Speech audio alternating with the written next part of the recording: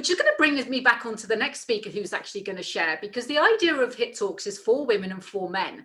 And then the UN elimination of violence against women was, you know, the UN Day is against women only. And I was just like, why women? You know, because it's not the case, because there's 1 in 5 men in the world that are actually going through some sort of physical or mental or abusive violence, you know, verbal, you know, whatever, and, you know, survive from that. And I think that, you know, if you ask my husband, I think he might say that he's one of those as well. Because, you know, again, it's words, it's the importance of words. But I met this gentleman through a connection, and it was like, when I met him, he's just got such a divine soul.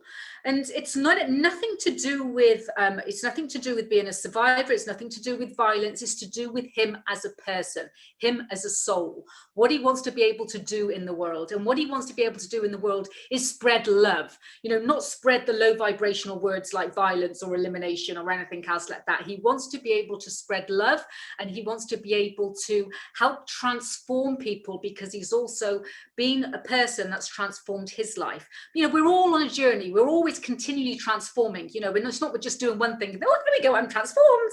It's, you know, it is a journey. But having Alan with us here at Hit Talks, I'd like to say thank you so much for being here. And I now, Alan, give you your 8 minutes to share from the heart whatever you wish to share.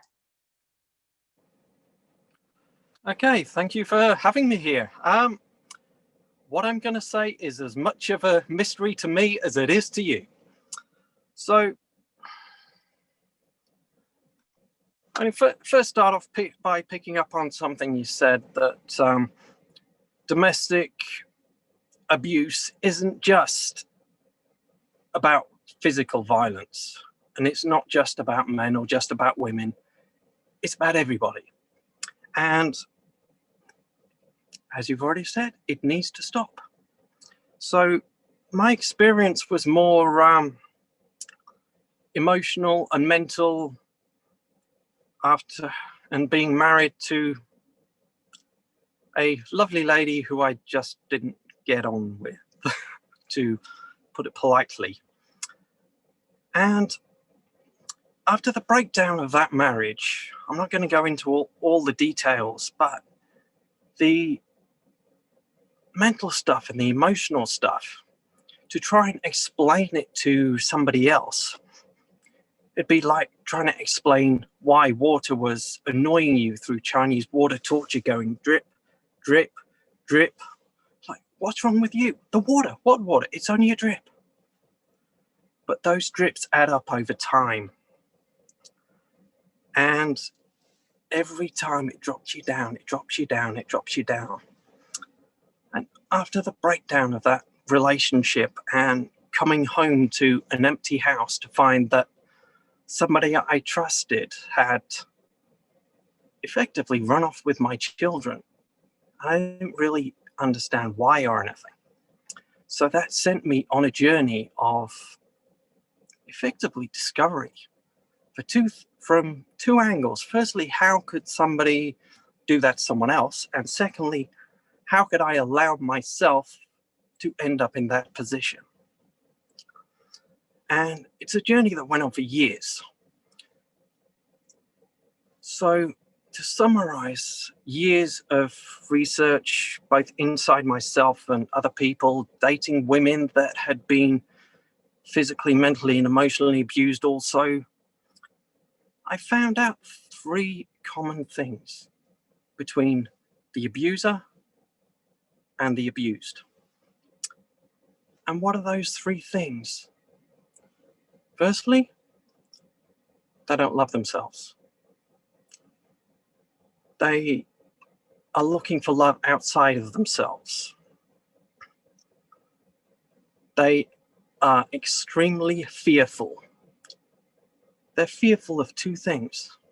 1, not being enough, whether it's good enough, pretty enough, thin enough, fat enough, tall enough, short enough, man enough, whatever. It's just, I'm scared of being not enough. And the other one is that they're scared of losing love through not being enough. And that was so true for myself. But where does it really come from? And a lot of it comes from childhood. And speaking of childhood, I just want to borrow something off my little boy, as he's not here. My little monkey. See, that represents 5-year-old me, or at some very young me. And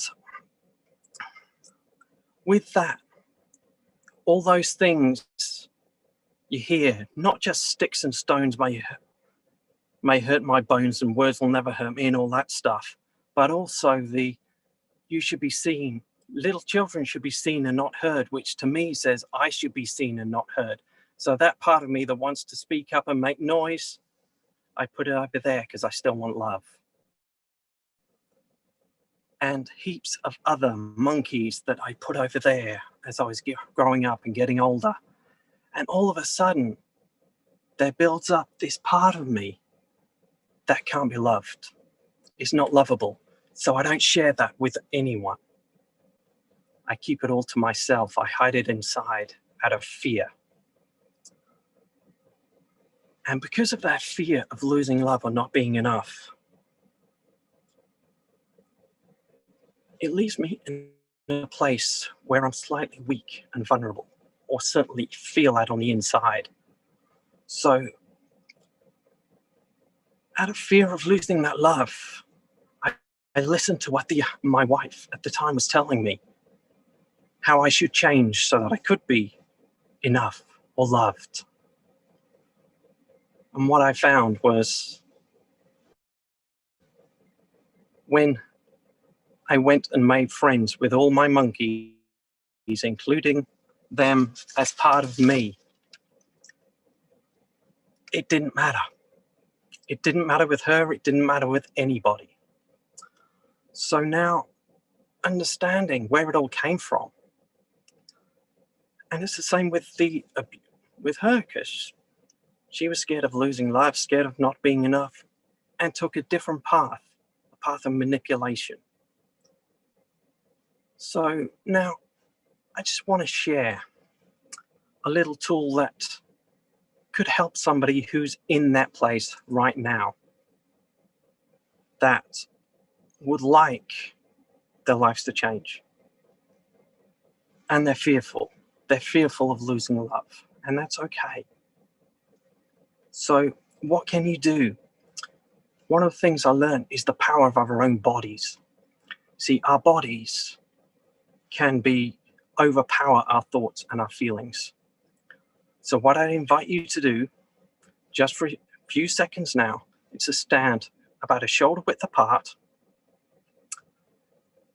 with your shoulders back. Stick your chest out a little bit and breathe deep down into your belly.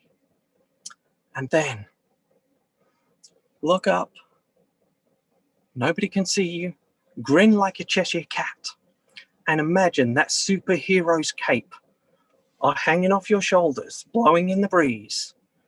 Stand like Peter Pan or Superman or Supergirl or Wonder Woman. It really doesn't matter. Whichever one you associate with being strong and powerful.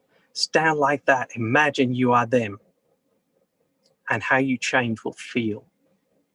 How you feel will change in a heartbeat. And from that place, you have the confidence and strength to pick up that phone and say, can you help me? There are people all over the world that can and want to help. They just don't know you exist until you pick up that phone and say, help me. And I am nearly out of time. So there we go. Thank you. One thing that we can say, Alan, is when you just give yourself time to just step back, and when you give yourself time to just feel and just really just feel, And you know, I say it's emotional in a way, really, because there's so many people that I work with and they're always on the go. And this is the thing, just that couple of minutes of you standing, you know, step width apart and being your superhero, and you know, being the inspirational person, because we are, every single one of us has magic inside of us, every single one. It's magic inside and it's just waiting to come out. I don't know if anyone's seen the advert, the McDonald's advert on the TV with a little child inside that really wants to come out, and the mum, I'm going to put the link in the videos. And it's because it's so ironic with what we're talking about. And there's a little child and the mum's asking them something, and inside this little child, you can see the little child go, yay, yay, yay. But because it's a teenager, what he does, he's got a hood on, he pulls the hood down, he goes, no. And this is the thing sometimes in life, is that we might want to be able to do things, but then it's the fear inside of speaking out. It's the fear inside of doing something. But we do have the inner child and we do have the magic inside of us. So thank you so much for sharing that, Alan.